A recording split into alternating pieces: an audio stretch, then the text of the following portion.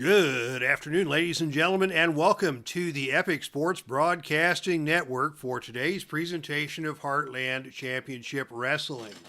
My name is Dave Little, and we are coming to you live from the Dave Cave with action from Heartland Ladies Wrestling. It is September, and that means college football is in full swing. As we say hello to Neil Lau and Jay Randus and Frank Wainscott with an update that Shane McMahon's son is on the Indiana roster. How about that? I am a huge Buckeye fan, as you all know, and it was a rocky road for the Buckeyes today. A lot of work to be done, but a good tune-up to get ready for the season. Kyle McCord looked pretty good at quarterback, and certainly there is a couple of cupcakes coming up, but 3 weeks from now it will be Ohio State and Notre Dame, and that will be something that we better be ready for. All right, on to wrestling. Heartland Ladies Wrestling is the featured promotion today, and there is some fascinating things happening in the Heartland Ladies Wrestling. Our main event tonight will be a non-title match, as we say hello to SDG Replays.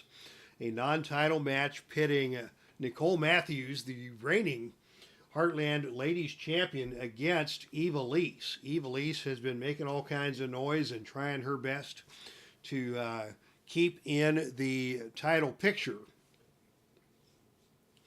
And in fact, last month we saw a situation where Ivelisse demanded a title shot from Teddy Long, and Teddy Long instead, in typical Teddy Long fashion, booked a tag team match with Ivelisse and her tag team partner.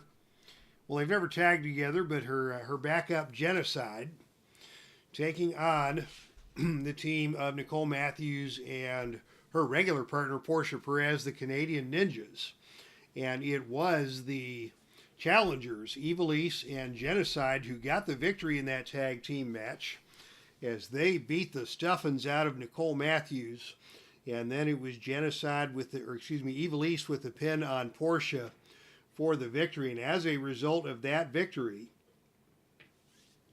Genocide has been granted a title match for the Mistress of Mayhem Championship against Kelly Klein, which will take place at the September pay-per-view. And here tonight, Ivelisse has the opportunity, if she can defeat Nicole Matthews in singles competition, it will be Ivelisse gaining a title shot. Ivelisse, far and away the most hated woman in Heartland Ladies Wrestling. So that will be your main event for tonight. We started the show with a match between Killer Kelly and the debuting Shirley Black, and it was Killer Kelly winning that match. Let me pull this up here. Killer Kelly defeating Shirley Black by pinfall after Shirley collided with the turnbuckle. Bad luck for Shirley Black in her Heartland debut.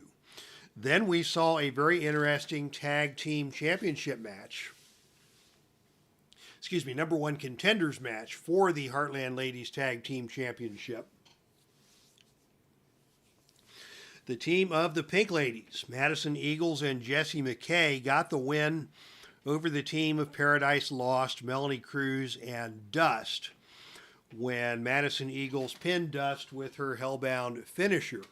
That match was remarkable because the duo known as the Sinister Sweethearts, Samantha Heights and Brittany Blake, made their appearance at ringside during this match. They have been feuding with the Paradise Lost team, and they went after Dust, and Dust pulled out a beer bottle and just swung it wildly until both of the Sweethearts were chased away. So Dust has been part of a feud with Brittany Blake ever since last month in Indianapolis, when Brittany Blake hit Dust with a bottle in the middle of a tag match that was taking place on that show. So later tonight, it will be Brittany Blake taking on Dust in a weapons match. Then we saw the return to the Heartland of Jessica Havoc, who picked up a countout victory over Allison Danger. And just before we went to air, it was the team of Mount Tessa Blanchard and Vanessa Craven with a victory over the punk rock Pussycats, Jody Threat and Alley Cat, when Vanessa pinned Alley with a sit-out powerbomb. So that was the opening part of the show. Catching up now with the chat. Cleveland Baseball Fan 879 is here.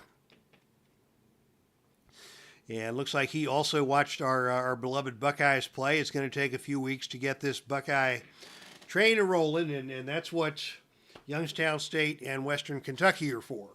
So that 3 weeks from now, our Buckeyes will be ready for Notre Dame as they travel to South Bend for that game. All right, ladies and gentlemen, the following contest is your opening match of the televised portion of the show. This is a singles match, 30-minute time limit. Disqualification rules will be in effect. Introducing first, standing at 5'2" and weighing 115 pounds out of Anaheim, California, this is Candice LaRae. Candice LaRae in action here tonight in Cincinnati, and her opponent making her Heartland Ladies Wrestling debut. And she is a legend, standing at 5'4", weighing in at 125 pounds out of Dallas, Texas. Also known as Miss Texas, this is Jacqueline. So Jacqueline making her Heartland debut and making her debut here on the Epic Sports Broadcasting Network, as she will take on Candice LeRae in singles action. And the opening initiative role is won by Jacqueline. She is geared up for this one. And she comes right out with a whip to the ropes. Off the ropes comes Candice LeRae, and on a roll of 6, Jacqueline drops down. Candice comes off the other way. And this time on a roll of 11, Jacqueline gets up and just annihilates Candice LeRae with a running lariat. And down goes Candice LeRae. Jacqueline in control here right from the start, and she is going to pitch Candice LeRae out of the ring. Things could get nasty out on the arena floor, and indeed on a roll of 10, it is Jacqueline going to the foreign object on the arena floor. She's going to use the ring bell. Right off the start, Jacqueline is going to try and ring the bell of Candice LeRae. She may be disqualified. But on a roll of 5, Jacqueline only has a DQ rating of 4, so she's pretty good at getting away with what she needs to get with. And she just got a good stiff shot in on Candice LeRae. Action moves back into the ring where Jacqueline hits the spinning heel kick, and Candice is stunned. Jacqueline comes back with a whip to the turnbuckle. Thought better of that. And instead it's going to be another whip to the ropes. Off the ropes comes Candice LeRae, and on a roll of 8, it is a running back elbow from Jacqueline that stuns Candice LeRae once again. And now a big bulldog by Jacqueline dumps Candice LeRae down to the mat, and Candice rolls out of the ring. Out to the arena floor we go, but on a roll of 7, Candice is going to have to make that helpless crawl back into the ring where Jacqueline is waiting. But as Candice tries to get back up onto the ring apron, it is Jacqueline that hits her with a hard forearm, smashing her off of the ring apron and down to the arena floor once again. We'll not see any shenanigans yet. But on a roll of 10, Jacqueline's going to go out and get herself another foreign object. This time it is a steel chair. And she gives Candice a whack with a steel chair.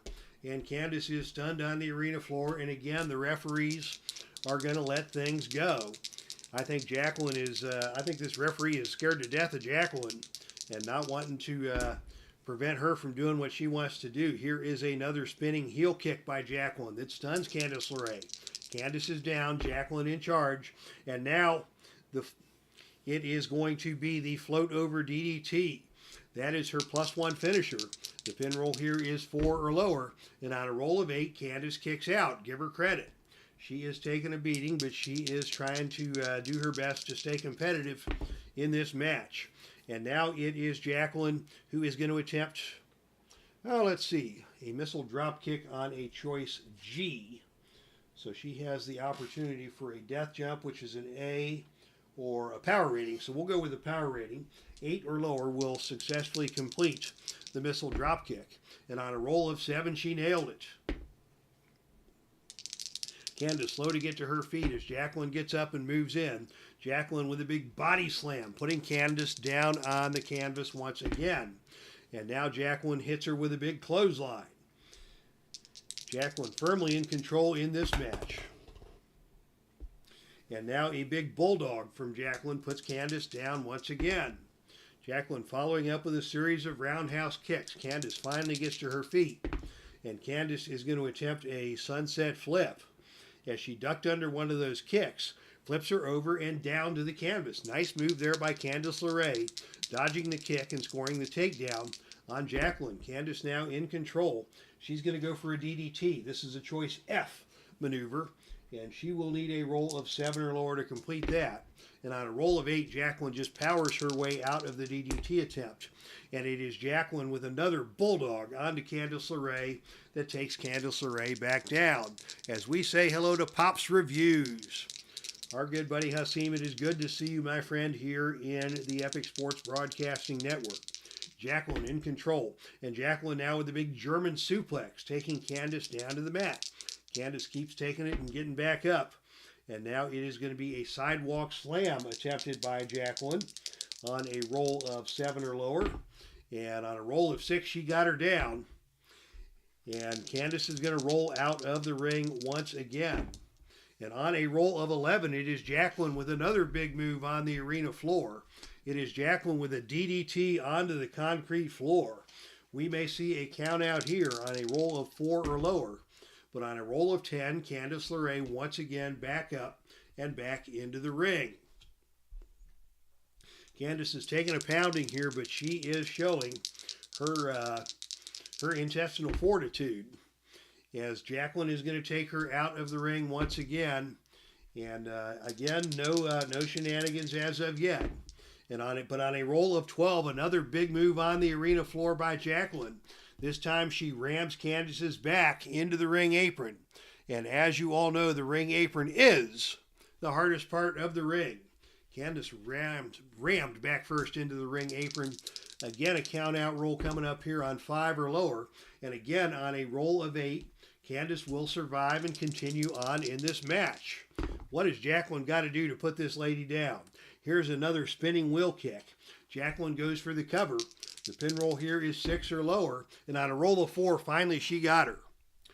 But a fine performance by Candice LaRae, really showing great resilience as she was just dominated from start to finish by Jacqueline.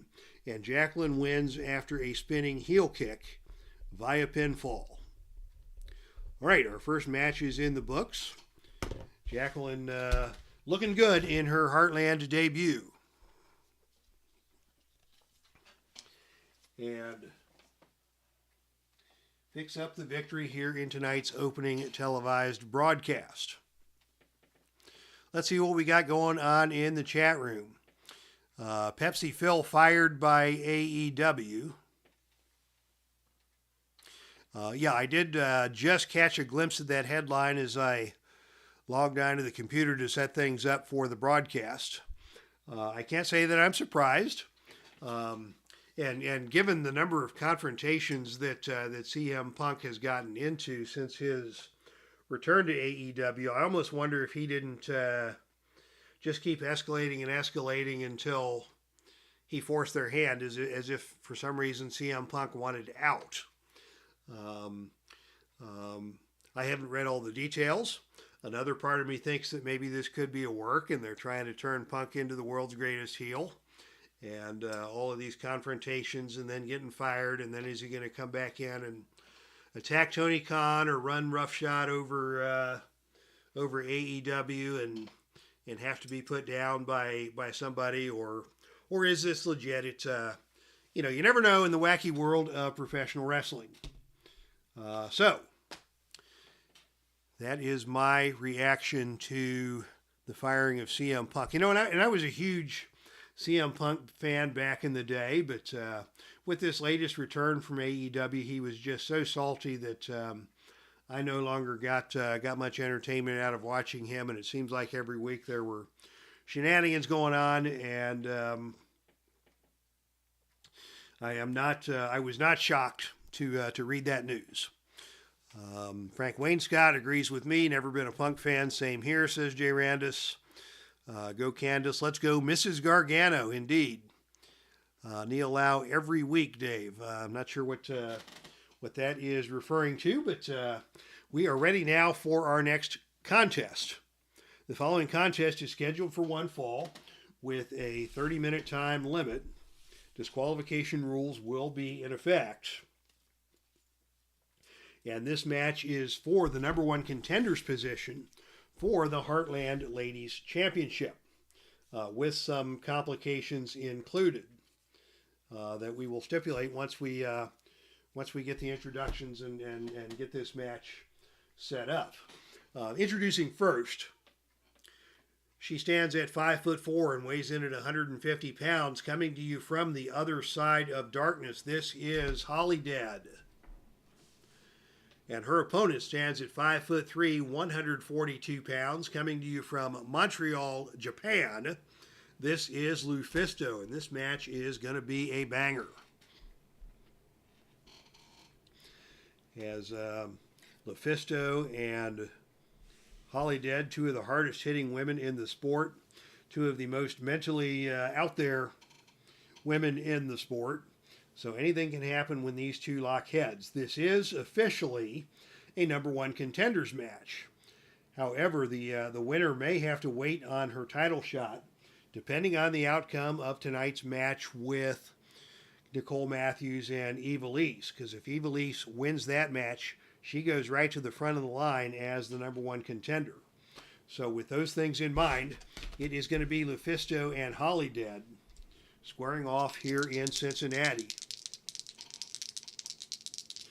Both of these ladies certainly are hard-hitting and a little goofy. And it's HOLIDEAD who wins the opening initiative role. And she is going to go for a side backbreaker, and that is going to take LuFiSto down to the canvas.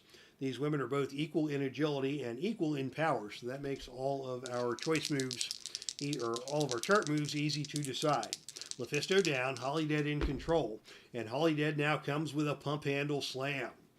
Big high impact maneuver, taking LuFiSto down to the mat.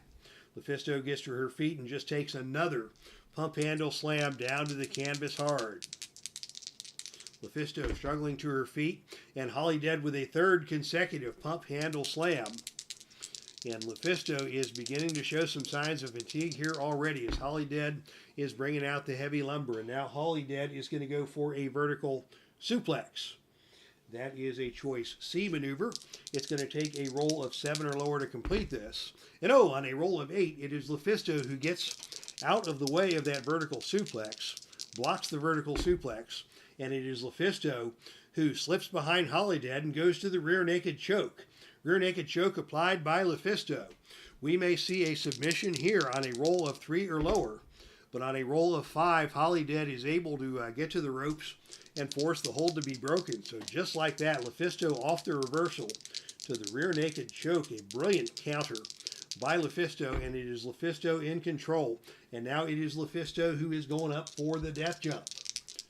Off the top rope comes LuFiSto, and on a roll of 5, she didn't get there quick enough.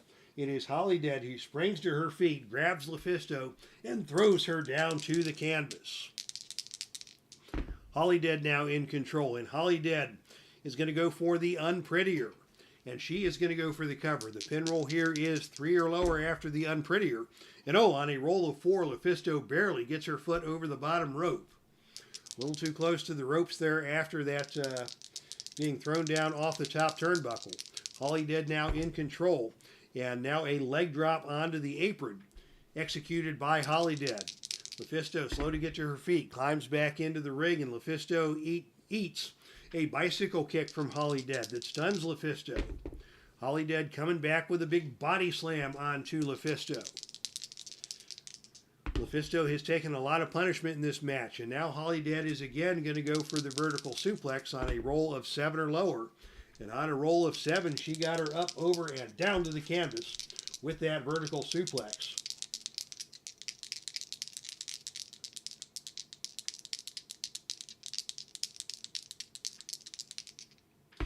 And LuFisto is hurt. LuFisto slow to get to her feet. HOLIDEAD's on her with another big body slam, and this time LuFisto goes down and stays down.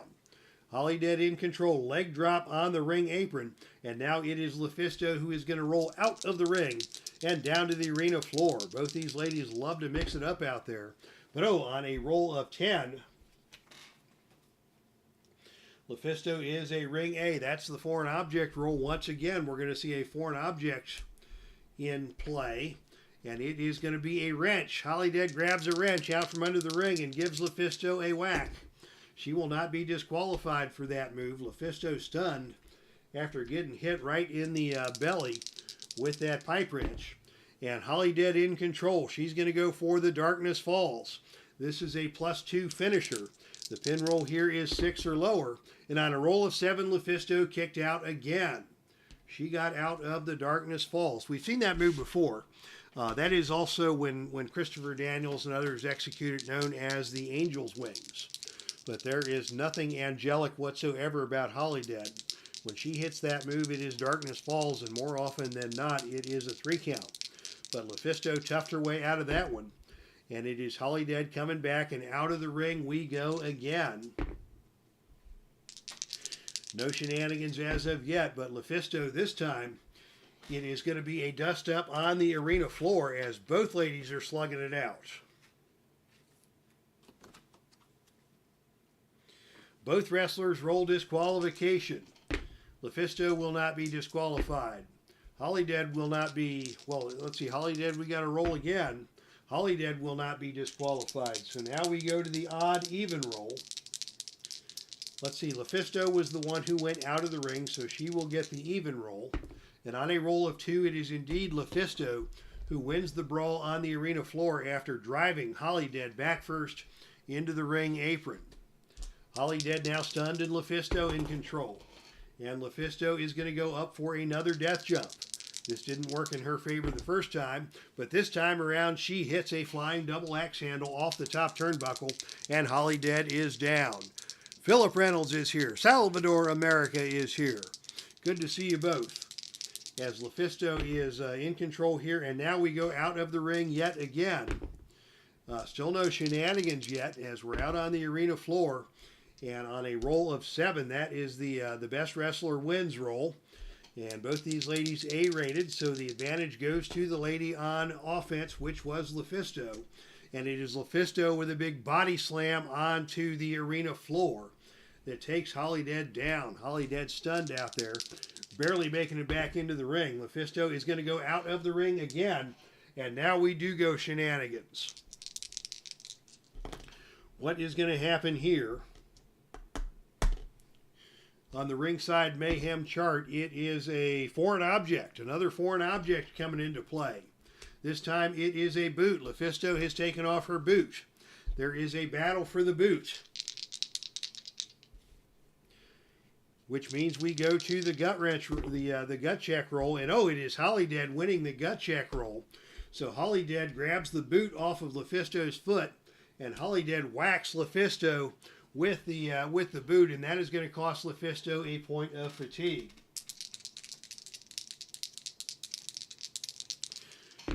And we will not see a disqualification here as HOLIDEAD throws LuFisto back into the ring, and it is HOLIDEAD with a dead drop. Dropping LuFisto on the back of her head. LuFisto is stunned. She's crawling to her feet. Here's another pump handle slam by HOLIDEAD. We go to the cover. The pin roll is 6 or lower, and on a roll of 8, LuFisto kicks out again. Wow, is LuFisto taking a beating. She, in fact, was busted open by the shot from that boot.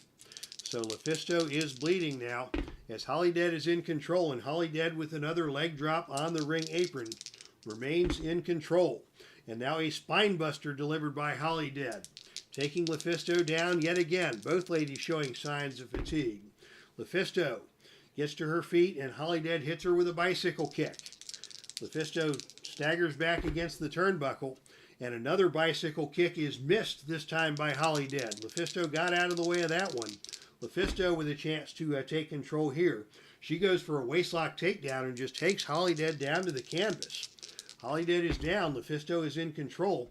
And now a big cannonball into the corner by LeFisto. Slamming body first, body to body against HOLIDEAD. HOLIDEAD in the corner and stunned, as LeFisto now has the offense. Here's a whip to the ropes. Off the ropes comes HOLIDEAD, and on a roll of 10, it is a running double clothesline by both women.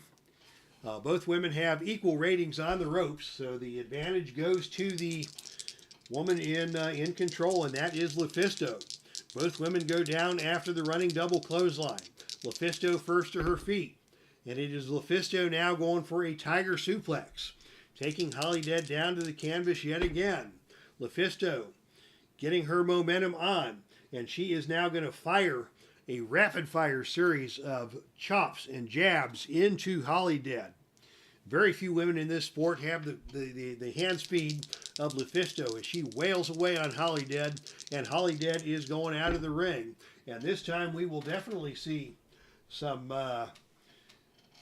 shenanigans on the arena floor, as it is a possible double countout. And on a roll of 5, we have a double countout between HOLIDEAD and LeFisto. Oh my goodness, what a wild match that was. We saw everything. LeFisto got hit with a boot and busted open. LeFisto came back and just wailed on HOLIDEAD in a comeback attempt.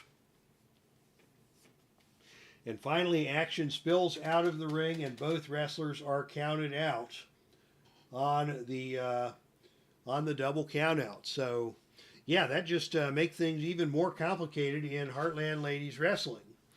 If Ivelisse wins the match tonight, she'll get a title match.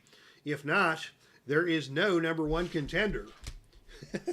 And Nicole Matthews will get time to take a rest and lick some of her wounds. All right, so what a crazy couple of matches we have just seen there. HOLIDEAD and LeFisto tearing up the Fifth Third Center here in Cincinnati.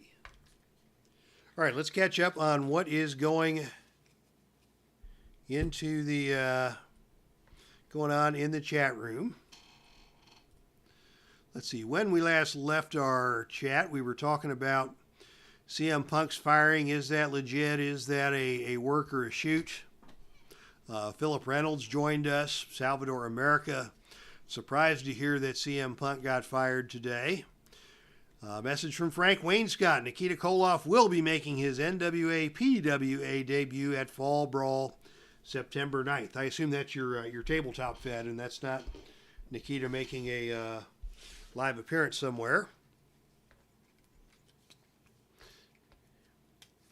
Yeah, it will be, okay, yeah, getting the details on that. It is Nikita Koloff versus George South. That's a good way to get things started. All right. And LeFisto. And now we've got Ivan Koloff and Don Kernodle teaming up. I want Ivan to go after. Reconnection successful. Are we back? I believe we're back. We had a slight brief interruption there as I was catching up on the stuff going on in the chat. Y'all didn't miss anything. Just me recapping what was going on in the chat as we had a brief outage once again. All right. And now, we've talked about this earlier on. The following contest is scheduled for one fall to a finish. It is a no disqualification match, and it is a weapons match. As these two women have been after each other with beer bottles and everything else they can find. Introducing first out of Blackwood, New Jersey. She weighs 5'2". She stands at 5'2" and weighs 100 pounds. This is Brittany Blake. And her opponent comes to you from Youngstown, Ohio, standing at 5 foot tall, weighing 98 pounds. This is Dust. So yeah, I think this is the first match ever in Heartland history where the total combined weight of the competitors is under 200 pounds. And this is a weapons match, Brittany Blake and Dust. This has been a growing rivalry over a number of months since Brittany Blake hit Dust with a beer bottle in Indianapolis in the midst of a tag team match. So we get out the white and black grudge match dice for this one. And the opening initiative roll goes to Brittany Blake. Now we're going to use the Singapore cane rules for this, but I'm going to use any and all weapons. In this match, both wrestlers fight with a Singapore cane. Use Texas death match rules, which just means no disqualification, no ringside allies. The loser of this match will make an injury roll. And the goal of this match is to not have a disqualification or a count out. And we will roll on the weapons chart whenever out of the ring or death jump is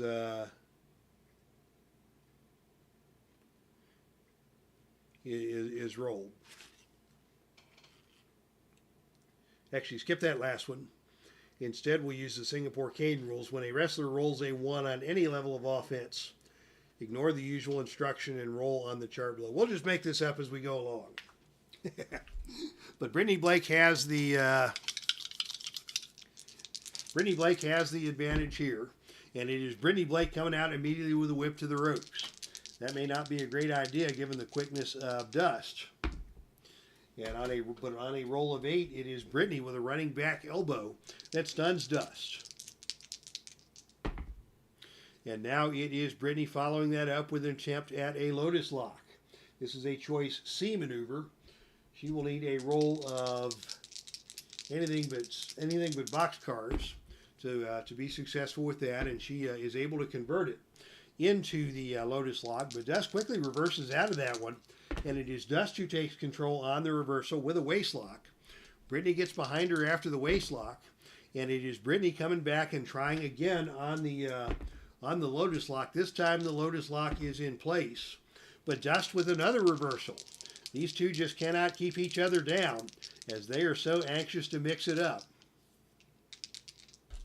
And it is going to be Dust in control now, and Dust with an attempt at an elbow smash. This is a choice B maneuver, so she can either go agility, which is -3, that's no good, or turnbuckle. So yeah, obviously turnbuckle C, and on a roll of 8, it is a big kick by Dust. That stuns Brittany Blake coming off the turnbuckle. Dust now in control. And Dust is going to go for double knees to the back, and Brittany Blake is down. Dust in control now, and Dust with a DDT on the ring apron, and Brittany stays down. And now Dust is going to be the first one to go to the foreign objects because I felt like it. And on a roll of 4, you try to smash the opponent with the foreign object, but the opponent ducks and smashes you. So we'll say that Dust has the cable, and she was trying to bring the cable into the ring to choke out Brittany Blake. And instead, it was Brittany who picked up a chair and just took a whack at Dust with a steel chair. I wanted to do this match to get all my foreign object cards onto the table. So Dust went for the choke out with a cable. Brittany smacked her instead with a steel chair, and we'll call that a point of fatigue.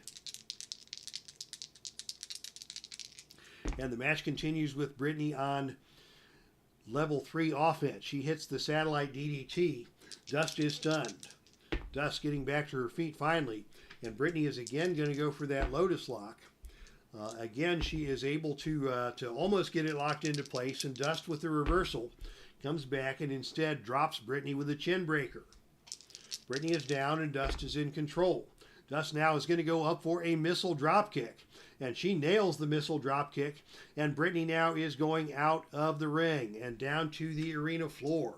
So we're going to see out of the ring mayhem here. But on a roll of 3,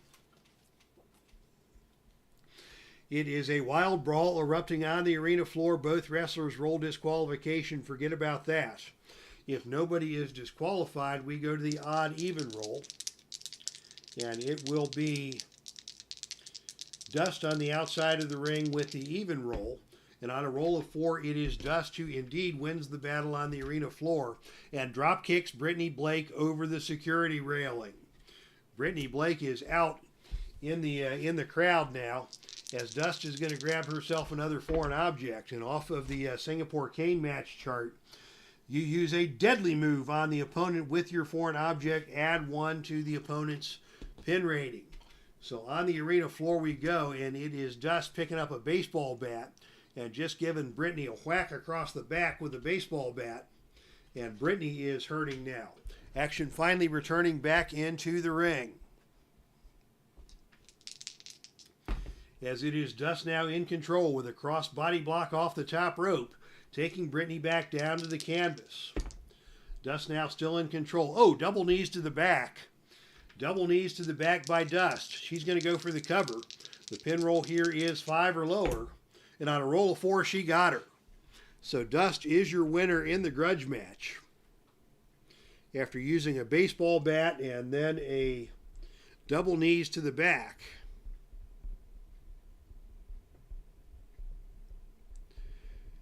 And it will be Brittany Blake forced to roll on the injury table, which we'll take care of during the over the course of the week. But Dust is your winner, and comes out of this feud victorious over Brittany Blake, and that is a big win for Dust, as the fans here in Cincinnati are loving it. Yeah, somebody mentioned earlier this Dust. I've seen her a few times on YouTube clips and such. She is only 5 foot tall, but she is nothing but muscle from head to toe. Not an ounce of body fat on this young lady. Come from a military background, evidently, and after completing her military service,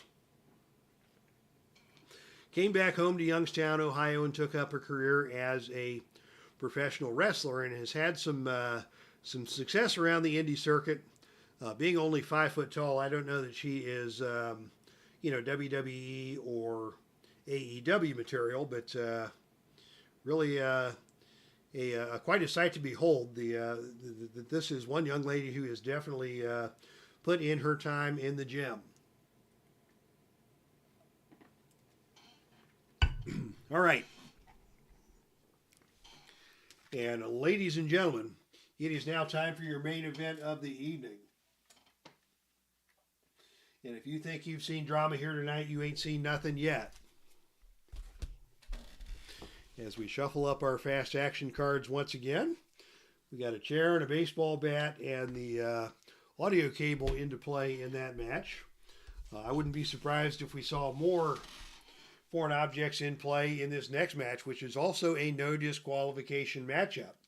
It is a non-title match, but as we mentioned, if Ivelisse wins this match, she will get a title shot. So the following contest scheduled for one fall to a finish. This is a non-title match. Introducing first, out of San Juan, Puerto Rico, standing at 5'4" and weighing in at 115 pounds, she is accompanied to the ring by the Bionic Beast Genocide. This is Ivelisse. So Ivelisse with her partner in crime, as it were, Genocide, coming out to the boos of the fans. And believe me, the Canadian Ninjas are no fan favorites by any stretch of the imagination, but Nicole Matthews is certainly, shall we say, less despised than Ivelisse coming into this grudge match situation. Her opponent is accompanied to the ring by her tag team partner, Portia Perez. She is your reigning Heartland Ladies Champion out of Vancouver, British Columbia, Canada. She stands at 5'8" and weighs 140 pounds. This is Nicole Matthews.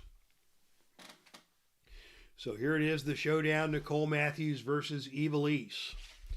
They have been across the ring from each other a number of times in the past few weeks. Never in a match as high stakes is this one, as Nicole's Heartland Ladies Championship may be in jeopardy if Ivelisse can win this match and gain a title shot. It's going to be anything goes here, and immediately we are going to shenanigans right off of the opening.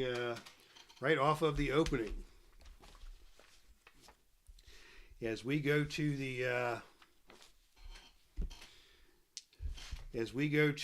play to the mat wildcard results chart, and on a roll of 2-2 is the wrestler a favorite. In this case, we were rolling for Ivelisse, and the answer is no. So the wrestler gets a nasty gash after being slammed into the steel ring post, and the opponent will start with a advantage. So a scuffle at the beginning. Perhaps Portia Perez got involved and slammed Ivelisse, shoved her into the ring post from behind, and Ivelisse busted open before this match even gets started. And Nicole taking over on control here with a side slam down to the canvas. Ivelisse in trouble here. A German suplex by Nicole. Ivelisse still unable to get any momentum going, and here is she gets to her feet. And Nicole comes back with an attempt at an elbow drop, but Ivelisse gets out of the way of that. And Ivelisse now with a chance to do some damage. Ivelisse goes with a scorpion kick, quickly going for the cover. The pin roll is snake eyes, but on a roll of 7, Nicole kicks out. And Ivelisse is in control in spite of having a bloody head from being rammed into the turnbuckle by Portia Perez before this match even got started. Now Ivelisse with the flaming arrow. Again, she goes for the pin. This time the roll is 3 or lower, and on a roll of 3, she got her, just like that. Oh my goodness, Ivelisse has won this match in spite of being busted open after using the flaming arrow. A flash pinfall, and we'll build a storyline around that involving genocide somehow. In fact, let's go ahead and do that. A brawl has broken out with all 4 women after that pinfall victory by Ivelisse. So for Portia Perez, her gut check roll is a 4. For Nicole Matthews, her gut check roll is a 2, actually a 1, because she suffered the pinfall. Ivelisse is busted open, and so her gut check roll is going negative. Her gut check roll is a -3. And for genocide, 10 minus 3 is 7. So we've got a total of 5 and a total of 4. So actually the Canadian Ninjas win what turns out to be a pull-apart brawl, with the principals being, once again, Portia Perez and Genocide. So Portia Perez and Genocide getting into it at ringside after the match in a pull-apart brawl. And so we'll see yet more action between these two factions. The action between the factions will continue. But next up, we have a pay-per-view broadcast in a few weeks, and it will be at the pay-per-view, Nicole Matthews facing Ivelisse for the Heartland Ladies Championship. Wow, what a interesting show we had tonight. Just about everything you can imagine took place here. We saw the debut of Jacqueline in very impressive fashion, beating down a very game but overmatched Candice LaRae. LuFisto and HOLIDEAD tore it up, and that match went to a double countout. In grudge match action, it was Katie bar the door, everything but the kitchen sink in play, and it was Dust with a double knee shot to the back, getting the pinfall victory over Brittany Blake. And in your main event, Ivelisse, by way of the flaming arrow, gets the victory over Nicole Matthews and the pinfall, in spite of the fact that Ivelisse was busted open by Portia Perez prior to the match, and Portia Perez got into it with Genocide after the match in a pull-apart brawl that required referees from all over the place to break that apart as the show draws to a close. All right, so thank you for everybody who checked out today. Neil Lau, Salvador America, Frank Wayne Scott, Cleveland Baseball Fan 879, Miho Burns. Philip Reynolds made an appearance early on. Jay Randis was here. Good crowd tonight. SGG Replays. Kent Blaylock, always a pleasure. So thank you again to everybody for checking things out here in Heartland Championship Wrestling from the Dave Cave. Tomorrow morning there will be an episode broadcast for those of you so inclined. My Journey with Jesus will be recorded and published to the channel. And until we meet again, thank you all for tuning in. That's our stream, and I am out of here.